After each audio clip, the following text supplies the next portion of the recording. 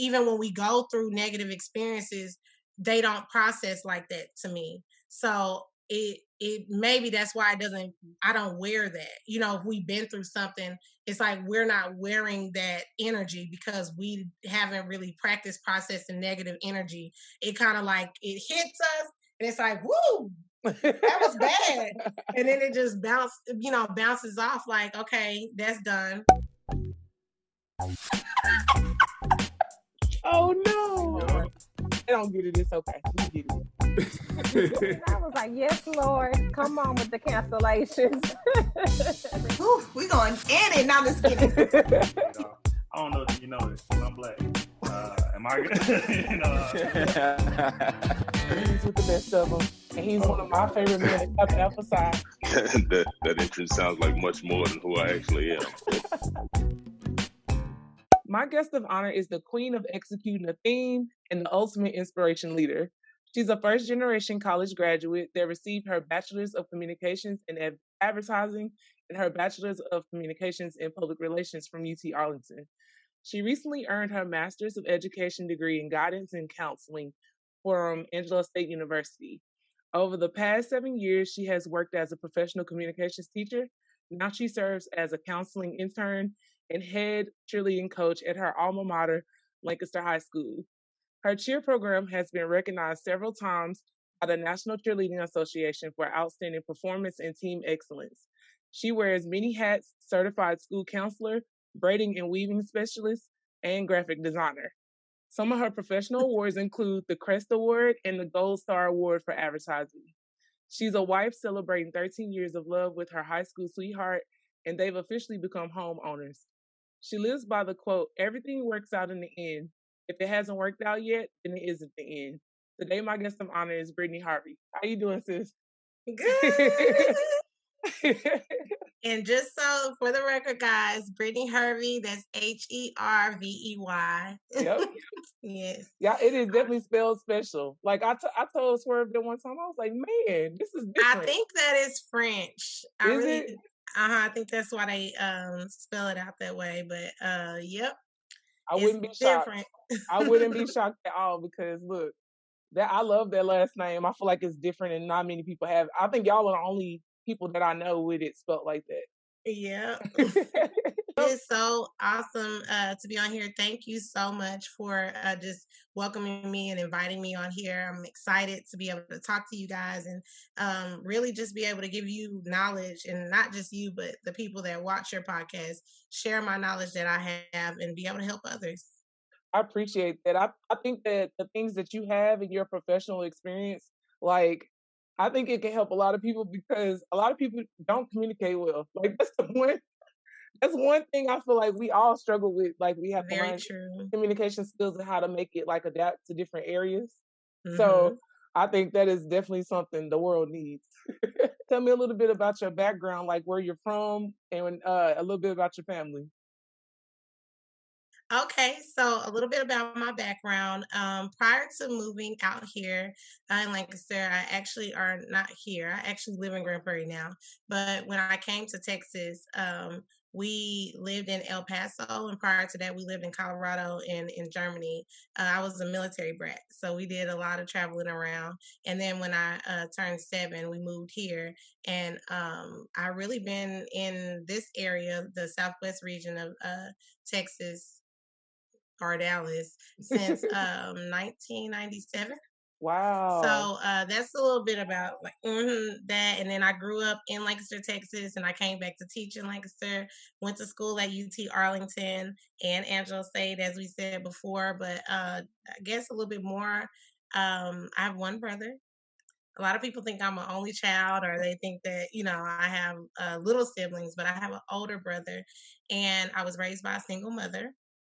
And you already know about my husband. He was my high school sweetheart, but we've actually both been in Lancaster since we were in kindergarten. So kind of everything with me is real homegrown and attached to my hometown. That's amazing. Look, first of all, the fact that you get to be in the same place, like, and have that support system is amazing. Like, that's pretty dope. Yes. Very rare that people can go back home. And the access to your mentors, and a lot of teachers that I had when I was in school, they moved up into administration, and so it's just real interesting to see how that dynamic changed. Where I was a student, you were my teacher. Now, as a teacher or even as a professional counselor, and I'm looking at my teachers and watching them grow as well into administrative roles. So it's pretty cool to be able to see those things and even be able to look at the possibility that that could be me and my students one day. Oh yeah, definitely. Definitely. Well, you mentioned that you went to UTA and that's where I met you at. And you're a first generation graduate, just like me. So tell me like Yes. how you even got to the point of wanting to go to school or being inspired to go to school. I always felt like going to college wasn't necessarily an option for like, or it was something I knew I was gonna do.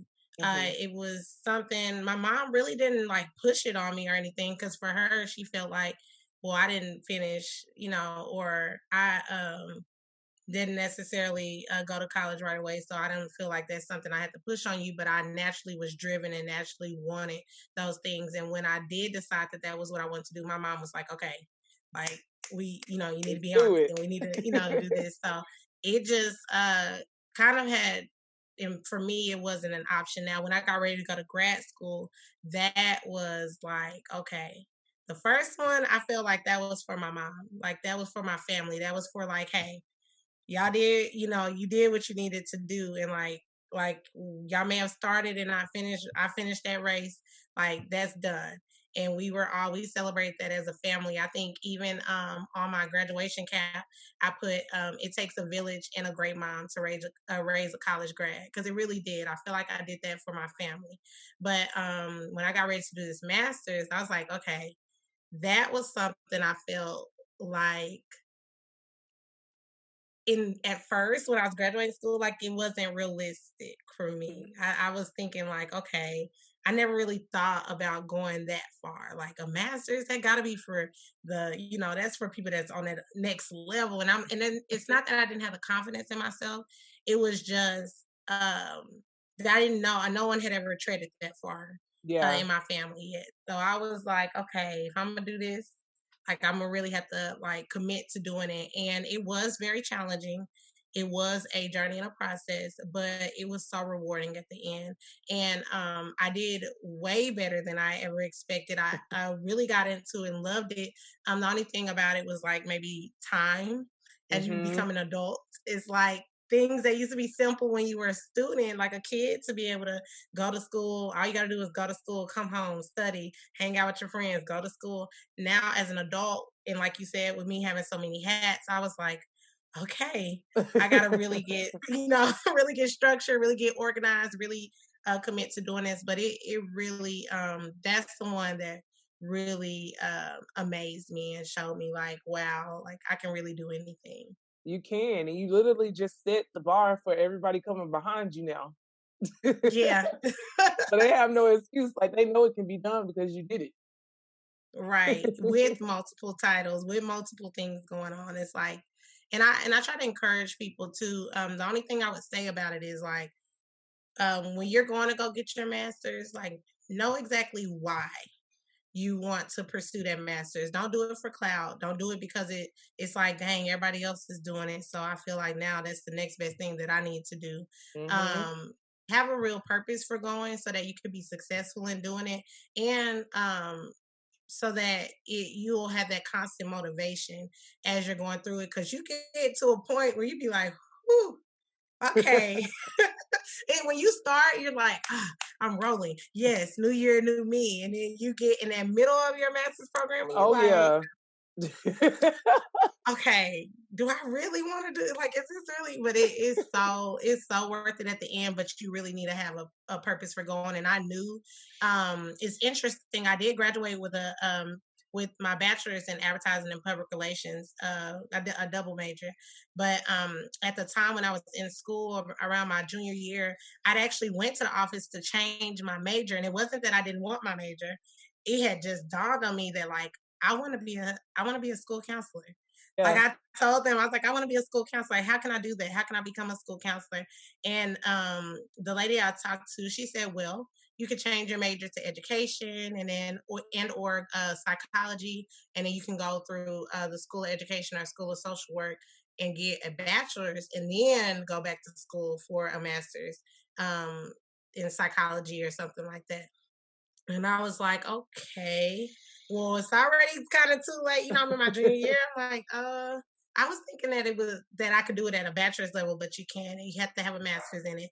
And Hmm. so another option that she told me about was getting an alternative certification. So and that was to be able to teach, because you have to be a teacher first before you can become a counselor. So getting an alternative certification to teach. And then she said you can always go back to school for counseling. I was like, even if I don't have my undergrad in like counseling or psychology, or she was like, yeah, even if you don't, you can still go back to school for those things. So that's what I ended up doing when I got to year 5 in school, because I actually was going to do exactly what they said, 3 years or 2 years of teaching and then go right for my master's. But I love the classroom so much. I was like, Yeah. oh, this is fun. Like I actually enjoy this. Like this is everything. And surprisingly, I didn't know I was going to go the education route, but my background already had it in there. I had already Hmm. been a summer camp counselor for 6 years. I had already been a peer academic leader at the school, and it was just things already set up in my past that God had already put in place that I wasn't even paying attention to, that was Put in setting your me up to be steps. able to go into education. So it really just all worked out perfectly, and now we're here. And I got my Yeah. certification, and it's happening. I'm able to be a counselor now. That's amazing. Look, God, I'm telling you, it's the provision. Girl, Like He will God is definitely order good, the steps. He'll lay it all out there. He might not show even you when you can't everything. see it. He'll show you a little bit. He'll be like, "Here, a little peek," but he And don't you show you really have everything. to know how to walk by faith. Like you really have to trust that he knows what he's doing. Like I always hear a lot of people say that, anything worth having is worth fighting for, and worth, like you have to push and fight for it and like do all these things. But I've always kind of thought the opposite. Like the things that are for me are actually effortless. Yeah, I don't really have to put, when it's really and truly for me, whether I force it, try to force it to happen, or whether I won't say sit still, but I would say patiently order my steps. Like it's really gonna happen if it's for me. And yeah, that's and I guess that comes from my faith in God, that like everything that's for me is gonna work out the way it's supposed to be. So I'm not gonna stress myself out about it. you can't, and it definitely will work out for you. You just have to do your part, and you have to be Mhm. prepared for the journey. It's like it's not Yep. necessarily like we try to manipulate situations all the time, and that's why All the we time. experience so much stress. If you're stressed Hmm. out, you probably in something you're not supposed to be in. Right. Or you procrastinated and wait to the last minute. That But other part. than that, if you're stressed out, but that's why I say everything works out in the end. If it hasn't worked out yet, then it isn't the end. So when you're like, think about that when you're really stressing, like we all know something you were really, really stressing about a year ago is not even important to you now, but it worked Yep. out. Yep. And you know what I mean? But at that time, it didn't feel like that. I don't care if it's the hardest and toughest thing in your life, it will work out. But Hmm. you have to believe that, you have to be able to move forward with that mindset that like, okay, it's gonna work out. Now that doesn't mean that it changes your situation, or that you won't have to do anything for it to work out, but it will work out. So you just, stay positive about that portion of it, that eventually this is simmer down, and everything is gonna be the way that it's supposed to be. Absolutely. Now tell me why school counseling is your choice, because I know, like you said, you study communications in school, but why did you choose school counseling? Like, why did that spark in you? So well, when you look at even my undergrad majors, it was public relations and advertising. So it wasn't, even though it was within communication, I had always had like a passion, or like just this want to connect to people. That's what the Hmm. public relations piece was like I really love, and love working with other people, and somewhat of a like people pleaser, but I'm also just really into helping others. and helping Mhm. others understand and making like complex things really simple for other people to understand. Mhm. And then on the advertising side, I am really great in the graphic communication side of things, but also influencing others, understanding what people want and Mhm. need. But it's like it has always been like people based. And so when I like pull that over here now into counseling, it's like it's still people are person based, but now I'm in a space where I always felt like um I would say maybe the last 2 years of high school and 13th grade, which we call that freshman year of college, Yeah. I always felt like that part of your life is so important, and it just dictates so much like the direction. It doesn't mean that your life will be like, a certain way forever based off what you do there, but Yeah. it's just so important that little moment. And it's like I wanted to be able to insert myself, and I was already doing it as a teacher, but I found that like even through teaching that it's the connection with the kids that I love the most. I love Yeah. teaching my subject, but that part wasn't my passion. Like some people, like if I'm an English teacher, I'm passionate about English, or if I, and not every single person, I'm just saying like I probably went in because I was passionate about teaching other people English. Mhm. I came in and I taught communications because it's something that I was good at doing, and I was able to, make that information understandable to my students. But the part that I really, really love was the connection and the, like, oh my God, Miss Hervey, you get it. Are you understanding? It's not just understanding the student, but like saying, being that liaison, that medium that like, I get y'all, but I also get what they're trying to tell y'all. And this is Yeah. what it is. Cause some people miss that, like, where you have certain educators that they don't see the students as their age, I guess like 16, 17, 18, like these Yeah. are young adults. Yeah. They're not just babies or like clueless, students that don't have, any idea of what's going on. They do. They're fully aware. And I feel like it's a gift to be able to like understand them, but also be able to translate to them the things that are important for them to know. And that kind of pushed me into that counseling role, more so wanted to go into social emotional counseling and or college and career counseling. It's definitely needed because some people that are in those positions may not be as open to like meeting the kid where they are. Right. So it's always good to have fresh people who are willing to like get to the level, come down to their level, you know what I'm saying, and teach them Mm-hmm. and bring them along on the journey and not give up on them. So that makes me Right. extremely happy to know that we got another advocate in the building. Woo! Advocates in here. That's right. I love my kids. I really Yes. do. And that's the thing, just knowing that I'll be able to take those difficult concepts, because just like them, I'm at Lancaster right now.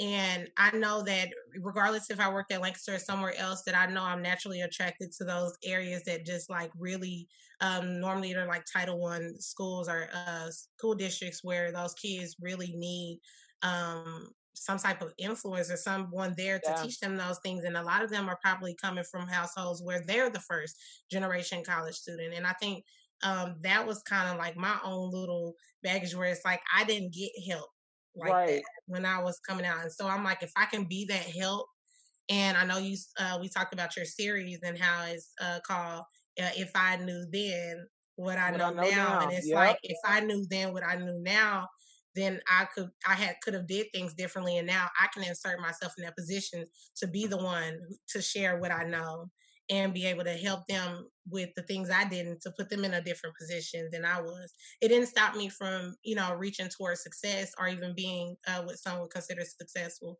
but it still, there was things that I could have done a little bit differently if I would have known, if I would have had that help. So I'm happy to be able to be in that position to be able to offer it. We would have been in less debt if we knew then what we know now. Listen, because Seriously.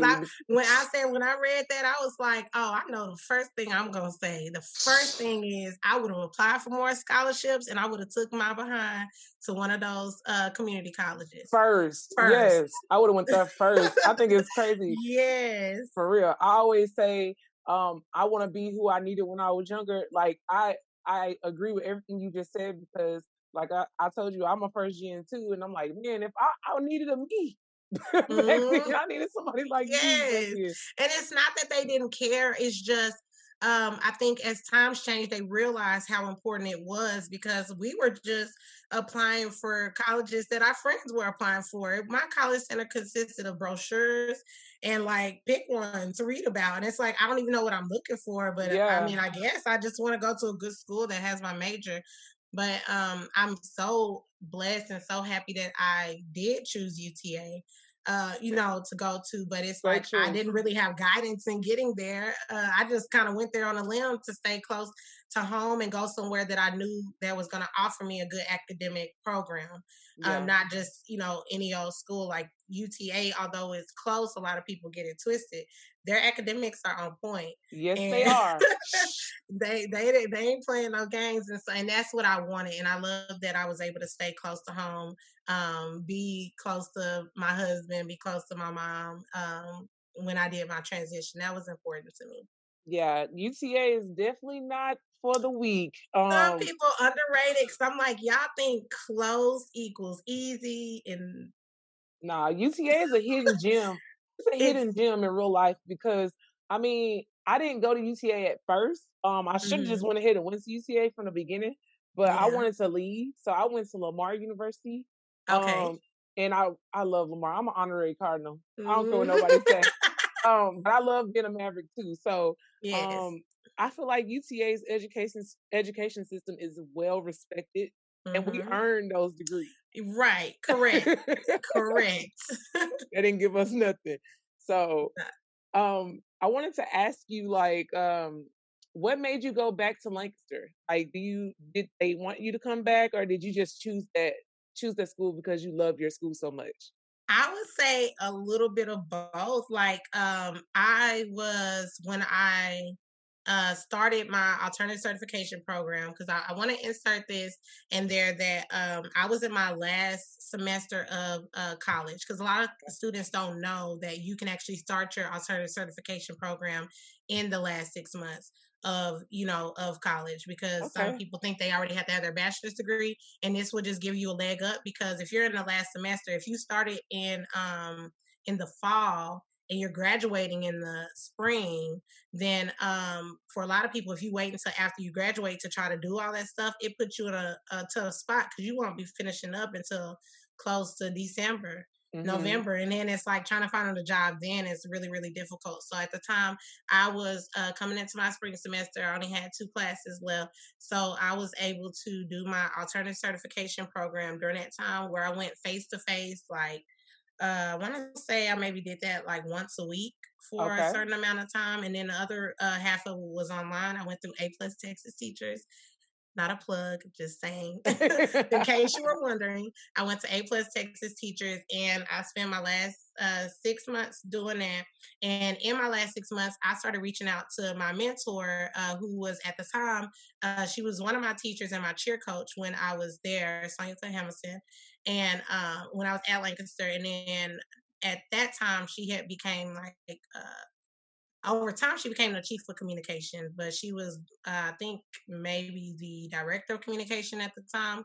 And I was talking to her, meeting with her, like, okay, hey, what's the next steps? Like I'm trying to figure out how to get in, into schools and stuff. And it naturally was like, why not start at home? Like, why not Yeah. start where I'm from? Like, these are, this is my community. So why wouldn't I want to do that? But at the same time, they were more than happy to like help me get on board there. They were like, oh, you want to like, come on in, we gonna take care of you. Like, and not that I didn't earn it. Like I did everything that I was supposed to do. Don't get that part twisted, but Yeah. it's just they were more than happy to like help me figure out like get my student teaching hours and all that good stuff. So it really wasn't a hard process. I didn't go through a lot of um, applying at different schools because I went there and it was like they already had me set up in April to be able to transition in. They were like, take your test, get highly qualified. And I was already highly qualified to teach there by the time I graduated from college. So all I need to do was produce my diploma, or degree. And Mhm. then that August, I signed my official paperwork and I started working there. And in that time in between, I was actually interning at the communications department. You see, but the major key about all of that is you were utilizing your resources and you were making sure that you were nurturing your relationships. That's that's Mm-hmm. that is a key. Like I feel I like sure did. most people think Yes. that network. Look, I have a problem with the word networking. I'm not gonna lie to you Uh-huh. because everybody is like kind of like watering it down. It's like they're like trying to just get to where they're trying to get. But I feel like if you focus on building relationships, you will Mm-hmm. have long lasting. It'll happen, and people will feel more inclined to with networking. Sometimes people know that you're using them Yeah, for that next step, so it's yeah, like the effort that goes into doing it is like, okay, I help you so much, but like I'm busy. But when it comes from like a mentor, someone that genuinely cares about you and knows your heart and knows the things that they don't mind putting their name in front of yours they to don't. say like, hey, this person is I'm a vouch for them, and I'm gonna say this person will do this. And I had that all the way around. I had so much support all the way up to like I think my previous principal was the superintendent over human resources at the time. And Wow, again, it's not, now he's a superintendent over his own district.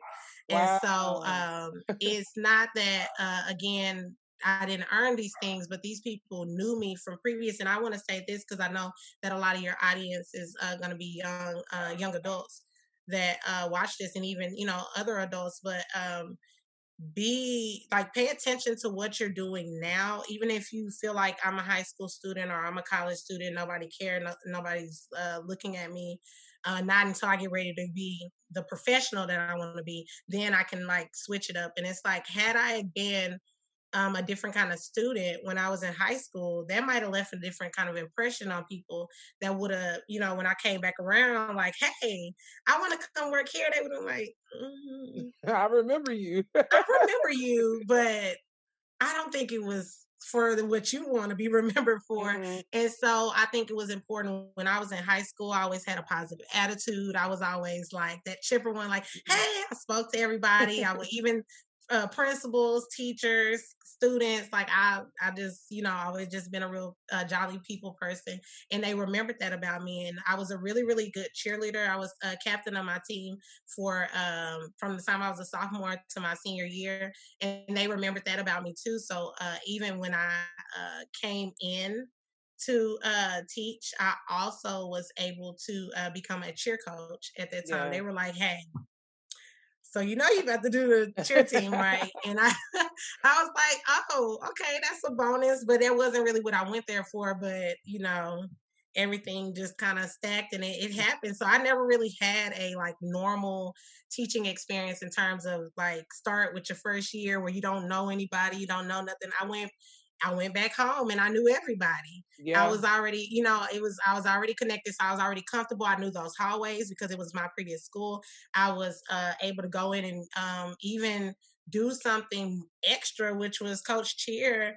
And I was like, oh my God, like this is all, it really just brewed into this like perfect concoction. And I was like, I love this. I really do. But naturally, a person like me, I tell Thomas all the time, my husband, that I just feel like I'm just never satisfied with or content.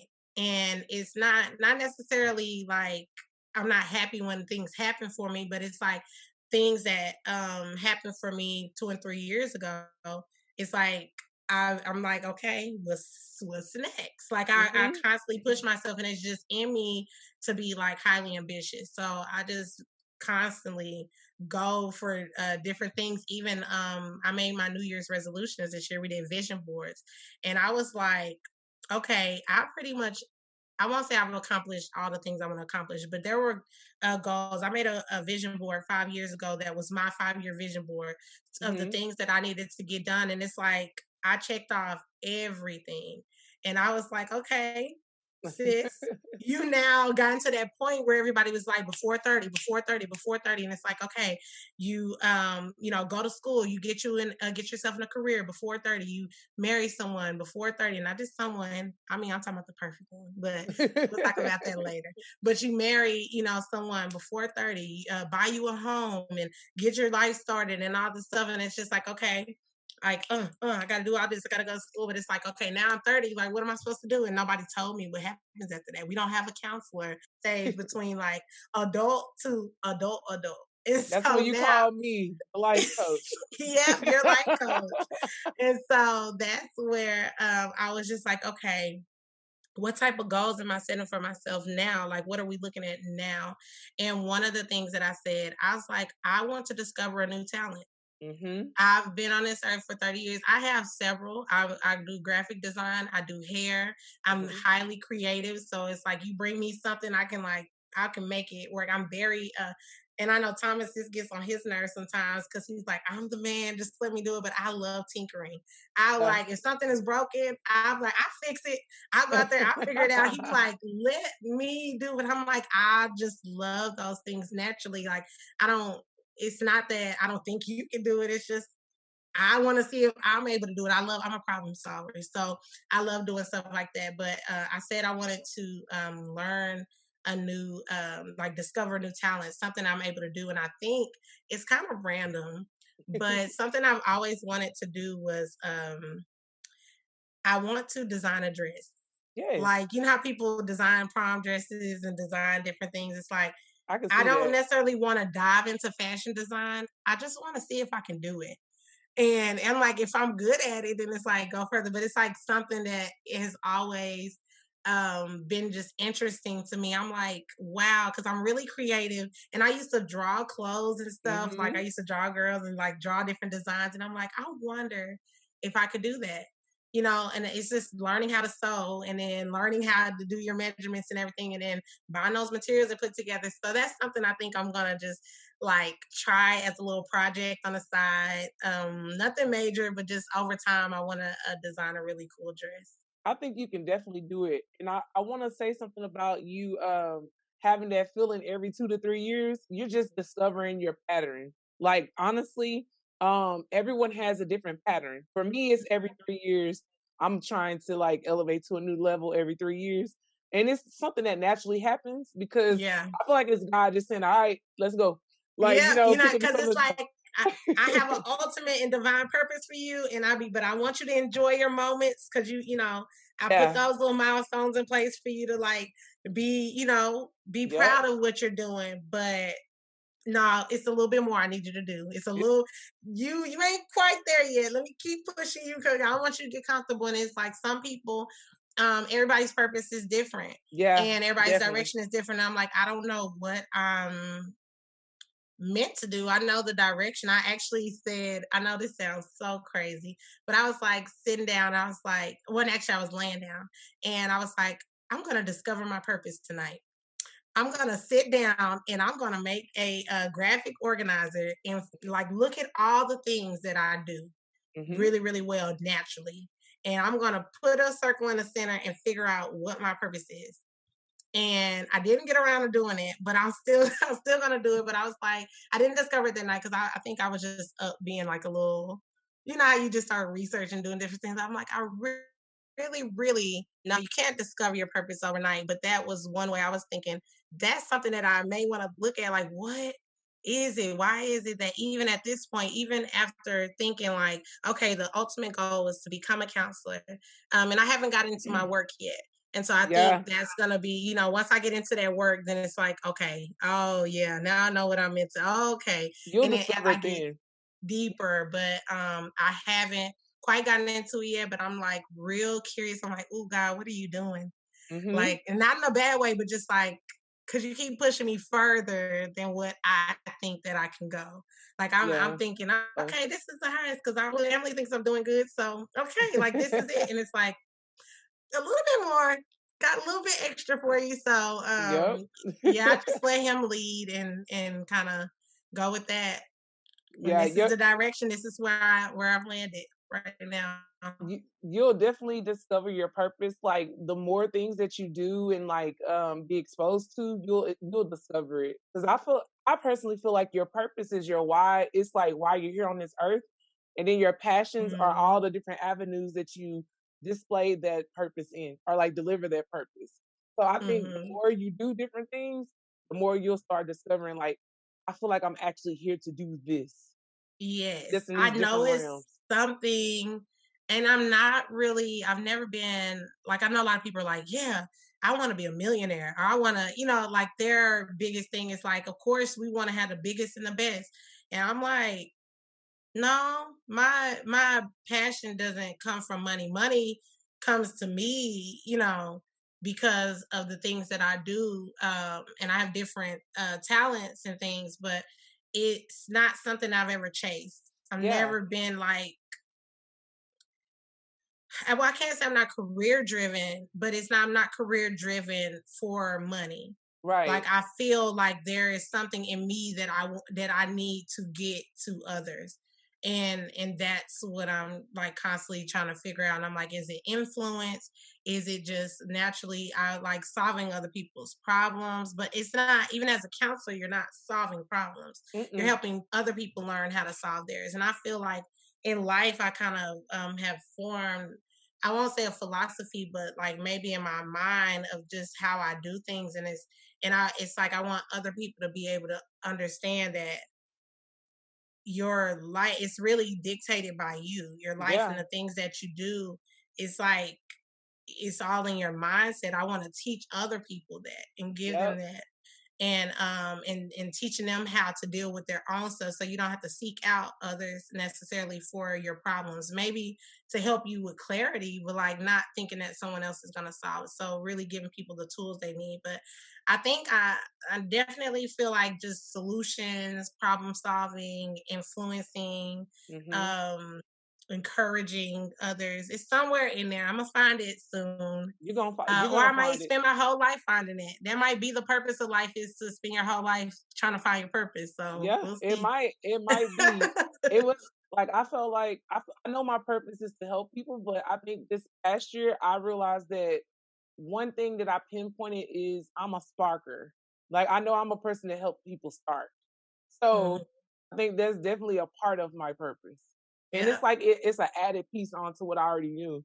That's why I say you're Every gonna puzzle, it's discover it. like that's so interesting as we talk. It's kind of like when I think of like a rat race or something, like when the show Rat Race, and it's Mm-hmm. like they give you something, and it's like life is like this big scavenger hunt of trying to Mm-hmm. find your purpose, and like each stage of your life is revealing a different piece, and you're Yep. trying to like put it together, and by the time you get to a certain point in your life, you can kind of somewhat see the picture, but it's not completed yet. But it's Yep. like you've collected enough stuff to find the picture, and you're like, oh God. Oh.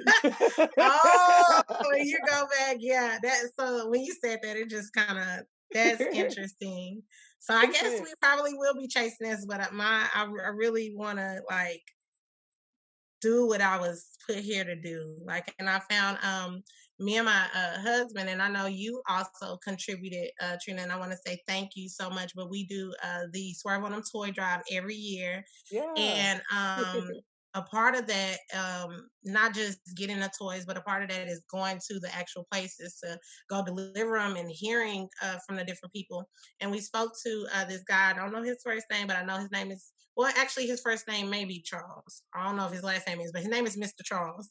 And he was at the Promise House in Dallas. And as he was talking to me about what the Promise House does in terms of like providing home and shelter for people who need it for like certain situations, not just people. They may mainly focus on women, Hmm. women with children, things like that, to provide like a safe haven for them. But it was just so much more that they do. And like, it was young ladies that had been like even in sex trafficking and stuff like that, like providing something for them, somewhere for them to go.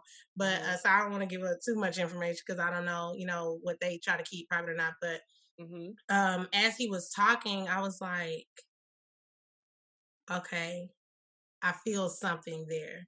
I Hmm. feel something brewing there with like, okay, this work is like, now I kind of got a direction or somewhere where not just in that place, but like, okay, women, that's kind of a big thing for me. And not in, and I guess I won't say that I am a feminist or I'm not a feminist because I don't really know. I just want everybody to win. Like that's Yeah. where I'm at. But I understand that a part of that is like, making sure that we all have equal rights. And in that way, I guess I would be considered a feminist. But it's just that female empowerment and really like teaching women like strength or like helping them. Like I know that's somewhere or part of me that's passionate about that. Yeah, I mean, and naturally because you are a woman, so you know what our plight is. So Yeah. I think keep diving into that and try to figure out where you want to go with it. Mm-hmm. I wanna ask you, like, how is it having a partner there that supports you? Like, how is it being married to somebody you've known for freaking half your life? That's insane. OMG. That Oh is my crazy God, we to are me. at that point now. 13 Yeah, years out of 30. That's almost half. I Yeah. mean, pretty much. Wow. I'm gonna have to let him know that. But and that's crazy. Like the fact that I didn't really realize it because the time just kind of flies, but it is the best feeling. It is, and I think that part of me is content in love of just like we always talk about how we believe we found a secret. Yeah, Like this is what life is about. Like it's hidden within that feeling that you get when, and I don't think it just comes from the love of a spouse. It's just like giving love and receiving love and becoming love is like what it ultimately, is the biggest thing like to me. And that in that space I am very like happy and very like thankful and blessed and grateful that like God just, I'm like, I don't say why me because I'm like, why not me? But at the same time, like I didn't necessarily have my father growing up. And it wasn't that he wasn't like he was gone or something. Well, he was, but it wasn't like he didn't have access to us. He just, I understand now. He was just in a space in life where he was trying to figure himself out. And him and hmm my mom, they weren't necessarily one of them type co-parents, and so they just had too many differences and had went through so much that it was just hard for them to be able to work together to yeah, raise us. So it's just like, hey, we gonna let this parent do it. And I love my mom. I love how I was raised. I love everything about my upbringing. But I just always felt like that I would think that that would have like a huge impact on me, but it just like in a way where it would make me like not want to pursue relationships or like carry some type of baggage into it. But it's yeah, just like always something I didn't feel like I was ever missing love because my mom loved us enough for everybody. Like yeah, she poured a lot in, and not just my mama, but like my family is just like that. We're tight knit. But it's like I had that, and it's like when I left out the home, it's like I wanted to continue to have that. Like I yeah, wanted to be able to share that. And Thomas came from the same type of setting. Like he comes from a loving family and like where they have long lasting relationships and people are together, and not just together to be together, but like real love. And so both of us coming from that, I think we just really want like wanted that for each other. We just kind of pour into each other. It's just like, okay, you, all right, you. And it just is like back and forth thing. But we really take care of each other in terms of, like you said, support and different things. And it makes all the difference in the world because like as I was going through my master's program, I remember when I went to so Thomas works out all the time. I watch him work out all the time. I But watch him. he works out all the time. And I remember we went to 24-hour fitness and I told the guy he was trying to get me to like get a membership and I was like, sir, no, I'm in school and I just already know me. I gotta focus on one thing at a time or whatever. And so he was like, oh yeah, you and master. I remember when my wife was getting her master's and it was hard on us and it almost like, drew a wedge in us between our marriage and our stuff. And I was like, Wow, oh my God, like that really happens to people because your mind wow, is so on what you gotta do and you're so tired and you're so exhausted that you would think like, okay, your partner would somewhat start feeling neglected, or start feeling like, and what he did was he didn't want me to stress about feeling like he was being neglected or anything like that. He just found positive ways to fill in that time and to also support me. Like, okay, while you studying for school, I'm gonna read. yeah, Or while you, doing it, it's just things that like made me feel more at ease, and things that helped me in a healthy way to like be like, okay, and it was being an encouragement as opposed to coming to sit on the side of me, sitting back, kicking back, like, are you done yet? Are you finished? Like, can I get some love? It was just like he completely understood that this was something that was important to me and important for us in terms Yeah. of our household, because it's going to be, lead to growth, especially, career wise. So I think having that support system, even from my mom, even from my family members, of everybody, just it meant everything. So definitely is good. Even if you don't have, because I know some people, everybody's not in a relationship, everybody's not, doesn't have a significant other. And really it's not just about my husband doing it, but it's about my friend doing it. Like, he's Mhm. my friend and my husband. He just happens to be the same people. But when, like, get you a group of people around you that are gonna be like, go fight, win in all aspects of your life, and you can still be fulfilled in that sense, and be like, that support will still carry you. Because I had like my friends, they like, you got this. Like, yes, you represented for us here. And I'm the big sister out of my friend group. And Mhm. so they just constantly, they looking at me like, okay, finish. So that means I'm like, it can be done. All right, this how we do it. And then It we can be just done. like, let me show you how, okay, this is it. And we help kind of pull each other up like that. But it really starts with you, like, kind of like, I receive that kind of love because I give that kind of love. Yep. So just knowing that that's important too, or that support, I give that kind of support to other people. Yeah. So I love to see I love to see love, like true love. It makes me mm, happy to know that it exists. No, for real. Like you yeah, mentioned that like not having a father in the household can sometimes like harm you mentally because you're like, yeah. I don't know Does if it I want is to do it that. possible? Does it happen? Right. See, I think I was raised. This is the thing. I have a Pisces mom, and I don't know if y'all are into zodiacs or not, but my Pisces mom is like a hopeless romantic. So, like, Aw. even though she was divorced, it's like she's still gonna watch y'all every Christmas. She's Yes. still gonna watch all her little Christmas My romance mama too. movies, and still, I grew up. So other people grew up watching like Boys in the Hood. My mama had me watch the other sister about love. And so that was kind of where my visual of like, okay, I want this one day. Like, this is gonna be so, so exciting. This is okay, this is what you do. And I've always been a person, I don't necessarily have to go through stuff to Yeah. learn from it. I can Yeah. watch other people go through something and I'll say, okay, so note to self, I need to do this like this. Maybe okay, that failed over there. So maybe let me see why that didn't work. And then I can reconfigure stuff in my head. That problem solving part of me that I was telling you about, it's like I can be like, okay, so if I'm ever in a relationship, it's like right now I'm not a mom. Mhm. I'm we don't have kids, but at Y'all some have fur point, babies though. I know, right? But at some point when we do have a kid, it's like I'm already like I watch people, and it's not in a judging way. It's just like I'm watching and I'm learning from mothers around me, from other people that I see, and I'm like, okay, so note to self, whenever I get ready to do this, like I might try it this way because I'm seeing that. And it's not saying that one way is gonna fit for like, because it didn't work with this person, it wouldn't work with my. I'm just like kind of taking mental notes, and I've always been like that. So even though like my mom, and her relationship with my dad didn't work, I didn't look at that like, oh my God, my relationship could never work. I looked at it Yeah. like, why didn't it work?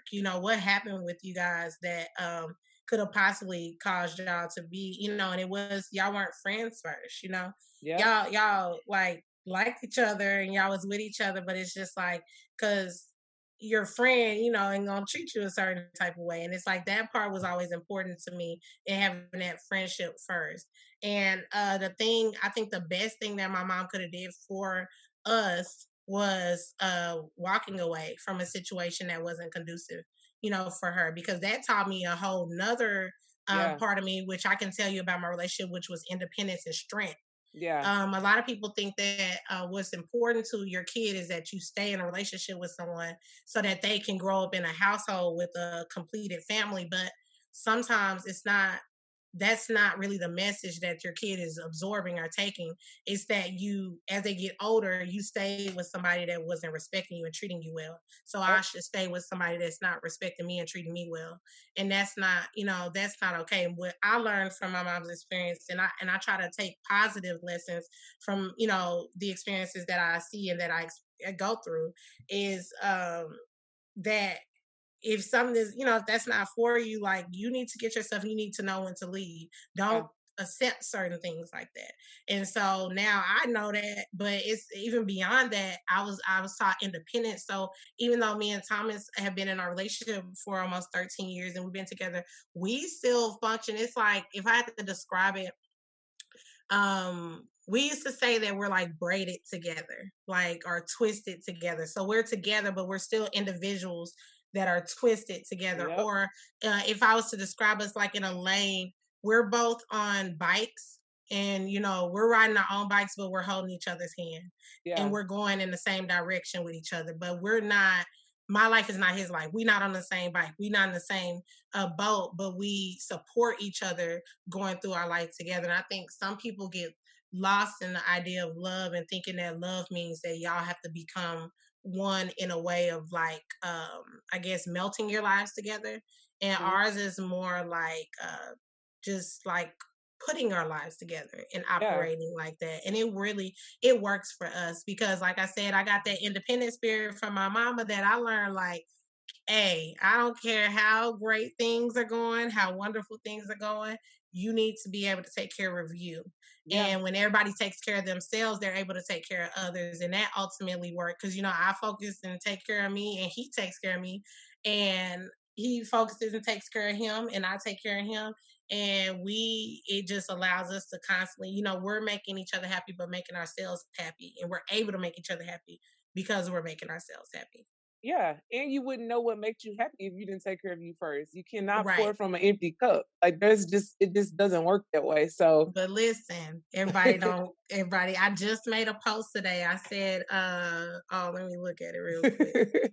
I just said this, and you hit it dead on the nail. Like, you can't pour from an empty cup, but that's hard. I said, some of the simplest concepts are the hardest to grasp, and at times even harder to practice. And when you said, like, everybody doesn't get that they can't pour from an empty cup. Some people feel like they will, I can find it once I get it from someone else, or once I give whatever I do have to someone else, then I will be able to find it. And it's like, no, you have to first have love within you for yourself. Then you're able to give it to the next person. Then ultimately together everyone becomes love. Like, everything around you becomes love. But people don't figure that out. They think they're going to get it from somebody else, and they're waiting on someone else to pour into them.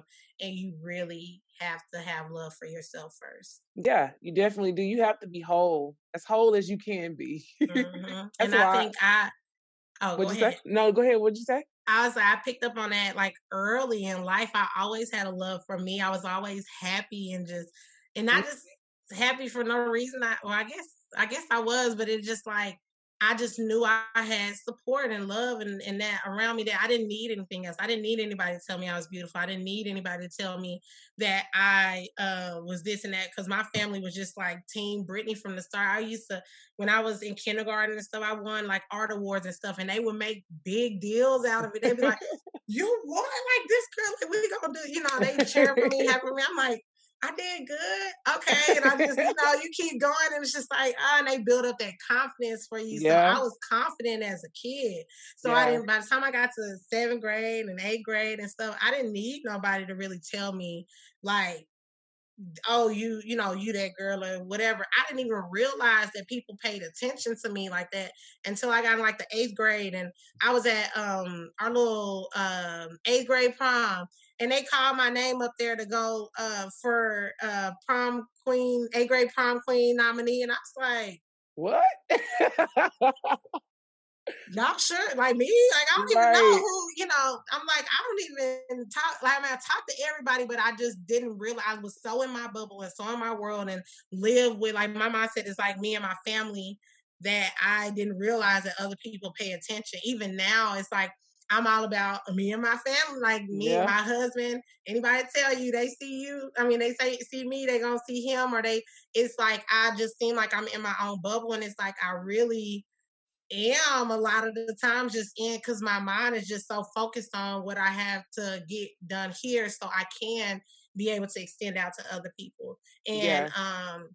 but I don't realize how many people, like, I get feedback. I'll run into somebody and they'll be like, "Hey, girl," like I said, I'm like, really? Like, I didn't even know you followed me. I didn't even know we were friends, and not in a negative way, but just like I didn't know I had an impact on you, from my bubble. But it's Yeah. like I do. And I think that's something else me and Thomas have talked about in terms of purpose is like to inspire Yeah. others. We don't even realize that, like, just by loving each other, that is such an inspiration to other people. And it's like all we're doing is just doing what is natural Being for us. us. Yeah, it's just, Yep. and when I tell you we really be in here, we laugh every day. Like, it is comedy in this house every day. And it's not that I don't want anybody to think that it doesn't come with any like hiccups or any like we've been through, a whole lot of different things, but Hmm. it's not, it's all in your mindset. Because I said this before, like maybe I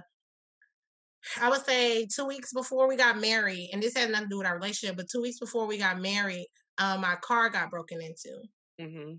And I was like, wow, I can't believe my car got broken into. But like my mindset could have been like, this is the worst. I got to come up all this money. And that's like, all I could think about was like how God was going to bless me from this situation. Yeah. And it's like the way my mind is programmed, it's not programmed to really process negativity. Yeah. So even when we go through negative experiences, they don't process like that to me. So it maybe that's why I don't wear that. If we've been through something, it's like we're not wearing that energy because we haven't really practiced processing negative energy. It kind of like it hits us and it's like, woo, that was bad. And then it just bounces off like, okay, that's done. That's it. But it happens. It's just the mindset that I guess that shields it. It's like we're not set up like that. Like God Yeah. didn't program us like that to think that that those things can really have a long lasting impact on us. Yeah. And so I think your mindset is very, very important It's in extremely terms of you important. being able to be successful. Yeah. It's extremely important because at the end of the day, like if you do not have a strong mindset or if you're not confident in your mindset, you will fall for every little trick, every Hmm. little like booby trap laid out for you, you'll Yeah. fall. So Yes. And and sometimes they will really be working, and I'd be sitting there laughing because I'd be like, ooh, now you do not know. Like, that's where you get it twisted because you forget, devil, that I'm God's favorite. And so he yeah. don't play them games when they come to me. Like, I'm gonna look at you and laugh like, oh yeah, you tried it. That was a good one. Maybe tried to get me on a bad day, but it's like rare. So Yeah. I'm gonna be all right. And that's where my quote comes back in. Everything works out in the end. If it hasn't worked out yet, then it isn't the end. So when I'll constantly think about that. So I'm like, oh, well, it's not the end yet. It's gonna work out. So Yep. That's the next. mantra. That's a mantra for you. Well, I Yeah. have a few more questions for you. Okay. So how do you define success and happiness? Oh. I think that success is for me never gonna quite be defined yet, because it's really gonna come from when I like die. Did I die happy? Did I die fulfilled? Mhm. And that's where my success will come from. Like, I guess minor like milestone success. Like, I get happy, but even like Thomas will tell you, like, things are happening. Like, I graduated or I passed, and I'll be like, yay! And then I just like kind of like go like I'm happy, but I'm like, why do I not know how to be like just extremely like, oh my God, okay? But it's just like because my journey is never really done until it's over, and that's how I'll know. I guess when my legacy is what will tell you if I was successful or not. Yeah. But I don't know that yet. I'm just aiming toward it. I'm just going toward it. My idea of what success is, and that's me doing all the things that I've ever wanted to do in my lifetime.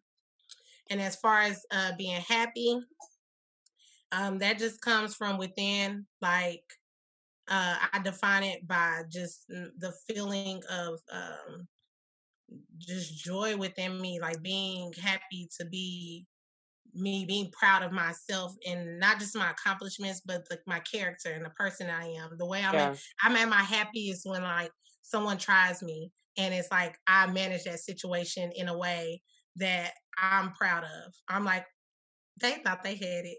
No. Because I'm gonna do it with a smile. I'm gonna put a bow on it, and I'm at my happiest when I'm like, "You did that, girl. You did that. You didn't let them." That's happy to me. Those feelings, like that inner feeling of just I'm proud of myself and who I am, what I'm doing, how I'm loving, and then outside of that, I guess I would say the exterior things that like contribute to that.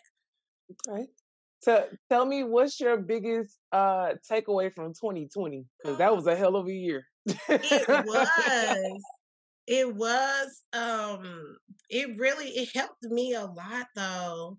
Yeah, But it me was too. a very tough year. I guess it showed me that resilience, our Mhm. ability to be able to like kind of like bounce back for myself is more like I feel adaptable to Mhm. anything. Like I didn't feel like I missed a beat because I'm able to adapt to changes like that. Everybody can't adapt to change, but I They feel can, they don't choose to. They yeah, can. they're just like, no, I don't want I still got kids. It's 2021 now. We've been in online learning since September, and I still got kids that say I can't do this online learning stuff. I'm like, what?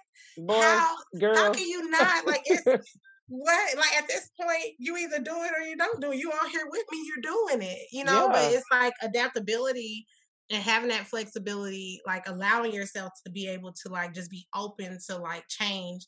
It really does go a long way. But Does. I think that was the biggest thing that I took away. It's just so many different, like it would depend on what aspect, because there was Mhm. so many like political, things going on.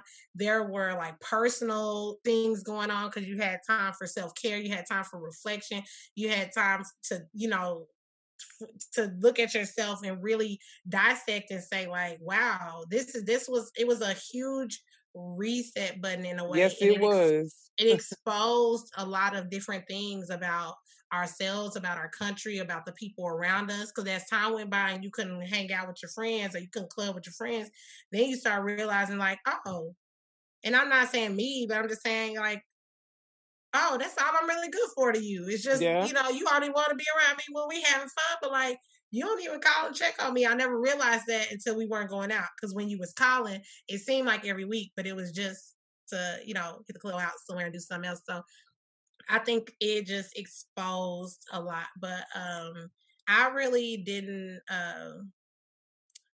I won't say I was impacted by it, but it just kind of just was more like teaching and learning for me, like just learning a lot about myself Yeah. and everything going on. It was a lot going on, but I definitely agree with you. Like, I think God definitely paused the world, like Beyonce paused the world when she World stop. when the world stopped because of the album. I really do Yes. think that God used 2020 as a reset for all of us. And although it was some dark moments and we lost a lot of people, I do feel like He was giving us a chance to like get it together. Like, hmm come on, And get it even together. now with stuff going on, people are like, I'm already losing hope for 2021 because of how it started. I'm like, no, No. when you see that right there, that is the peak of the storm. That is Yep. like the moment when you're clenching on for dear life for something that you know is about to change. People don't do Yep. that when they think, you know what I mean? When they think that everything is gonna be okay. This is when you know that something is about to change. This is the hardest fight, even in a relationship.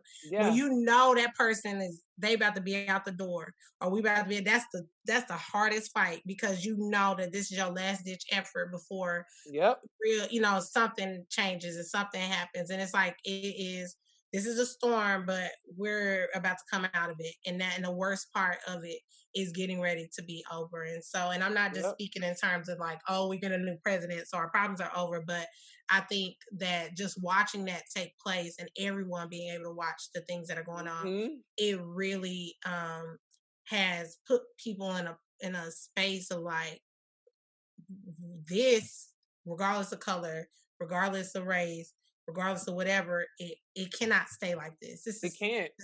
It's just, we reached a peak of like ridiculousness. Yeah. In this country. It was like, it cannot get much worse than this. We have to do something different. Yeah, and I think we showed that through voting. You know, and I think it's crazy. Like, everything has literally been reset, and I'm like, you have to look for those slivers of hope and light, because it's in there. You see it. It helps so much, even in our Congress, like even in our Senate and even in our House. It was like impossible for some of them to come see eye to eye. But like recently, even when it came to the stimulus, even when it came to certain things, people have just started, like, not even people, but within the House and the Senate, they've started being like, nah, we got to work together on this. And they probably would have never even came to that conclusion had we not had the president that we had, or had we not had the situation that we had. So we had to kind of go through these things in order to see, and you got to know that God, like, is in control. Even when it feels out of control, he's in control. So anything that's happening is happening because it's supposed to. Now, it doesn't mean that he, even though he may know the destiny, or he may know like the design, doesn't mean that he is controlling it in terms of like, okay, that person's gonna die. This is like, he knows that was your, you know, like that was gonna be your destiny, but I gotta let things play out the way they will, because I know what the ultimate thing is supposed to be. And so I just kind of, I guess when you had your faith, I did go closer to God. I will say that in my time. And but I've always had that. It's interesting, I didn't grow up in the church. My mom was Catholic growing up, and after she had the option when she like, I guess, became an adult on her own, she just kind of chose not to necessarily and it's not that she was against going to church. It just was something, I don't know what her experience was, but she just kind of wasn't really big on like going. Like, it wasn't something we were forced to do. I had to kind of seek it out myself. But she would go if she was invited.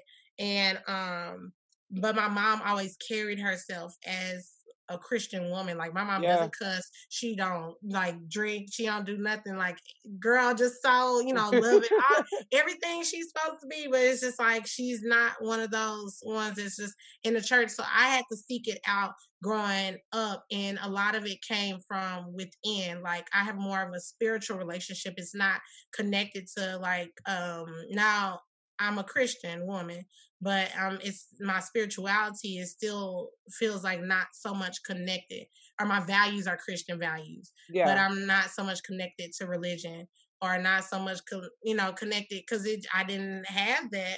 But over time, I'm like, if you invite me to church, I'm gonna be there. If you, you know, and I still love to hear the word, you know, and all of those things. But I've learned that my relationship with God is one that we have.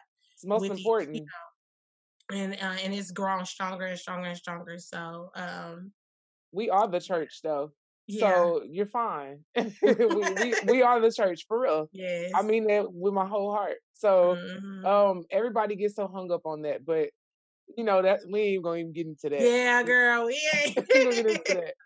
Because that conversation to go on and on and on. But ultimately, having a spiritual relationship with God and having faith is big, because everybody also that's in that situation, it doesn't, just because you're there doesn't necessarily mean that you have made that spiritual connection.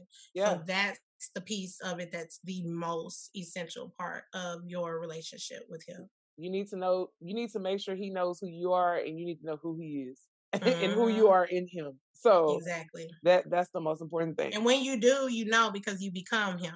Yeah, you do. It's hard though. Look, I'm not gonna say it's not hard, because sometimes people will try you. You got to be like, oh, what would Jesus do? Try Jesus, but don't try me. For real. That's the hardest part. You have to display his ways. Like, it's it's not always easy, but it's about the effort. Mm-hmm. So yeah. Well, you already answered my last question earlier. If you knew then what you know now, would you change anything? But if you want to answer it again, you can. But Okay. just in the whole realm of everything, if you knew then what you know now, would you change anything? In certain aspects of life, would I change it? When it comes to school, those things I would have pursued more scholarships. I would have paid closer attention to when people talked about debt. I heard it. I understood that it was happening, but I didn't understand like the true impact because all I knew was that I'm getting money to, go to school. I know I'm gonna have to pay it back, but I'm not really like the concept of that just wasn't really processing there. It was just like, oh, I'm owe it back sometime in my life.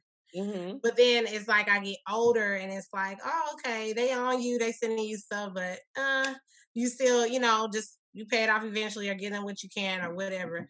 But hold on. But the real thing that I learned was when it really hit me was when we went to buy our first home, that's when reality hit that like, Mm-hmm. oh, they wasn't playing about our loans. Like they really I thought they was just gonna ignore that because everybody got them. You know what I Yeah. mean? Like everybody has these, so like, and everybody else has homes, so like that can't be like a huge determining factor. But oh, baby, you better believe it.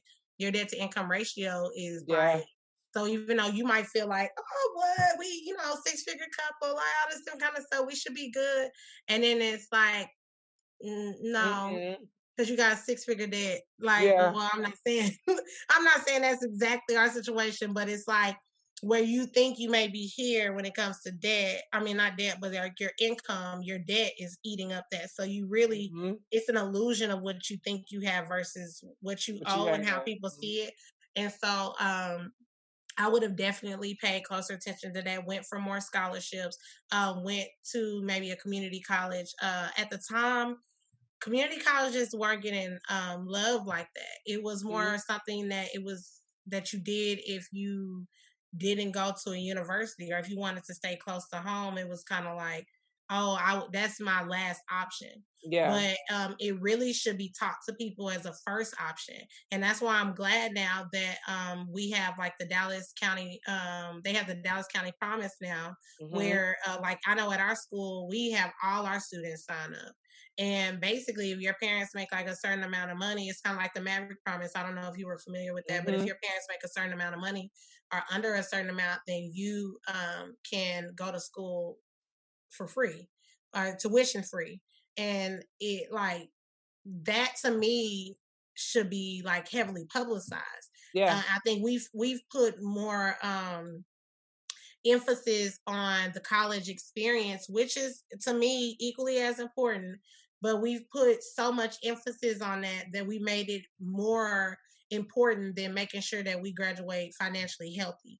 Yeah. Even to the point where they put these fancy apartments at these universities, and it's like that these students really can't afford this. A lot of them really can't afford it, but because that they're getting money back from financial aid or they're getting a certain amount based on their housing, you're going to put these around them knowing that this is really not affordable housing. This is really, if you think about the fact that you were living in, and I'm going to have to use UT as an example, but if you know that you were living at like Midtown, or that you were living at, I don't remember the name of it, the other one that was over there by the Mac, like up. Oh, so yeah. anyway, but if you were living in one of those nice ones and you were paying $600 for just your one room of your 4-bedroom, do you not realize you were paying $2,400 a month for a full apartment?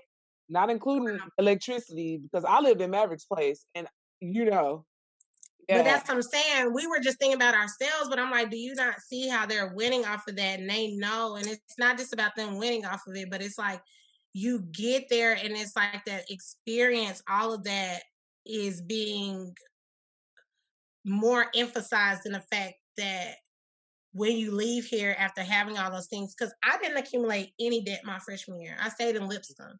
and I was able to afford that, Yeah. but then it was pushed in my face that like, yeah, you gotta live like this if don't have a certain amount of money, or like, and you're gonna make that more glamorous. And I'm not saying they did it on purpose. I don't know, how, of course people want to live nice, but it's like now I'm like, oh, I want to live in KC Hall. But I Yeah. had to find other ways to be creative. So I was a peer academic leader, not for that reason, but it allowed me to be able to go with the stipend. And I found ways to do that, but it's still like other students who, I don't want to stay in Trinity if I can have the option of staying in this nicer apartment, or like, dang, if everybody gonna be looking at me a certain way. And it just to me is a setup for you to put yourself in a less financially healthy situation when you graduate. Yes, you got your Absolutely. paper. Yes, you got all these things, but now it's like I also graduated with debt. And Yeah. I didn't realize how big that was until I was out of school. So, and I'm not saying, because some people will be like, yeah, college is a scam. College is what you make it. It was not a scam for me. But it is just set up to me. College is set up to be the real world Yeah. and be like the real world. And that's what the real world is like. You know what I mean? That is what it said from every aspect. Mm-hmm. Even the whole like, hey, if you don't make a certain amount of money, like you ain't, or if you don't live a certain way, then you're feeling less than, because it's just like, dang, everybody else got it. So it set us up for that, but you got to know to watch for that kind of stuff. And as a Mm-hmm. kid, we weren't really taught that. It's just, I see this, so I want it. Now I'm taking up extra loans so that I can go live like that. And now when I'm adult, I gotta live like Trinity. All over You know again. what I All mean? It's over just like again. it just like pay close attention to that. Like with my kids, I would say, like, even with my own child, I did all of this. And my mindset used to be like, yes, Thomas, we got to do this. So when we have a kid, we can show them like, get your degree, go out there, you can get your master's and stuff. But like, I love that we went through that. It will show them that, but I'm gonna also make sure that like I took from that experience to know like, hey, don't get so caught up, because I hear so many people that say I should have went to college. Mhm. But then people who go to college, it's kind of like we don't really talk about, or some people do, but we don't really talk about how, even though we went, there was things to that too. There, we actually are on the same playing field now, because I know Yeah. people who for housing qualified the same as us, because even though we make this, we got debt that put us here. And even though they didn't go to school, they went and got them a job that put them here. Now Yep. we're on the same playing ground, but I got debt and you don't. Exactly. You know what I mean? I might have more opportunities because of my education, but we're here now that school is over. It's Yep. like the route is still the same, and it's interesting because if you play the game of life, it's the same thing. If you've ever played the board game Life, they say go to college route, and then they say we're gonna take out an X amount of money, and Mhm. you start with less money because you went the college route, or you can go straight to your career, and maybe your career options are lower, but it's like ultimately we end up on that same little stop, and then we're playing, Yep. dump the person throughout the game. So I would just say now, like, don't be afraid to go to a community college. Don't think that your only options are to just go to these big universities. The first 2 years are truly the same in terms of your basics, in terms of Basics. you getting that out the way. And really, if you really want to win, and you're in high school, if you really, really want to win, take dual credit. They Yes. offer it from sophomore year now all the way up to senior year. That's the real win, because your school is paying for it. It's free. Don't undermine those classes though, because you might be a sophomore and you're in a college class and you think, oh, I'm a sophomore. They know it's gonna be hard for me. So if I don't pass this class, then I can just do away with that grade. And it's like, no, you're showing your college transcript now. It's gonna follow you now. Mhm. And so don't just take them just because, but at the same time, if you know that you can do academically well in them, and you feel like you can do academically well in them, go ahead and knock those out. That's going to be your biggest win. Yeah. I'm not the biggest advocate for like, I guess it would be considered the same thing, but I see like they have like early college, high schools and stuff, and I support that. I do. If it's for that student, I support it. But I think that is also important to experience your freshman and sophomore year of college. for several reasons. And I think when you go to school and you graduate with an associate's, then it's kind of like you're coming in as a junior. Yep. So and junior year is really where it gets real. Yeah. And senior year is like, you know what I mean? Like everything's starting to calm down some more, but you still on it's a different level. And so I'm not a big advocate of skipping your freshman and sophomore year with that associates and then going, but I am an advocate for going to go get those dual credit classes and like just putting yourself a little bit ahead. That way you don't have to take, you can take a normal full load. You can take 12 instead of 15. You can skip out on having to go to summer classes. You know, they don't really tell you if you only take 12 classes a semester that you're really going to graduate in 5 years and not 4. In your mind, you think that you're going to graduate in 4 because that's what you've been told, but that only happens if you take 15 hours a semester. So those can like kind of shave that off so that you can have less classes and still graduate in that 4-year time period.